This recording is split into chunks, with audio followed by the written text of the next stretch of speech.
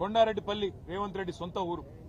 ఒక మాజీ సర్పంచ్ పెద్దాయన సాయిరెడ్డి 85 ఏళ్లు ఇదే రేవంత్ రెడ్డి కోసం మన ఎలక్షన్లో కూడా తిరిగిండు, ఓట్లేయించిండు. అట్లాంటి పెద్దాయన మీద కూడా ఇవాళ పగబట్టి ఆయన ఇంటికి అడ్డంగా గోడగట్టి తవ్వ లేకుండా చేస్తే ఆ క్షోభ, ఆ అవమానం సొంత ఊరిలో సర్పంచ్గా పనిచేసిన ఊరిలో ఇంతటి అవమానం అని చెప్పి ఆ క్షోభతో నిన్న ఆత్మహత్య చేసుకున్న పరిస్థితి.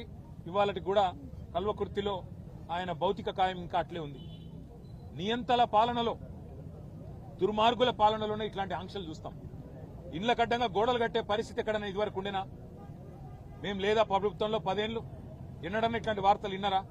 సొంత ఊరైతే, సొంత కాన్స్టిట్యున్సీ అయితే నీ సామ్రాజ్యమా? నువ్వేమైనా రారాజువా? నువ్వేమైనా చక్రవర్తివా? లేక 1000 ఏళ్లు బతకనికి వచ్చినవా? సొంత ఊరైతే, సొంత నియోజకవర్గం అయితే నేను ఆడింది ఆట, పాడింది పాట అంటే నువ్వు నియంత కాదు, నువ్వు చక్రవర్తివి కాదు రేవంత్ రెడ్డి. నీలా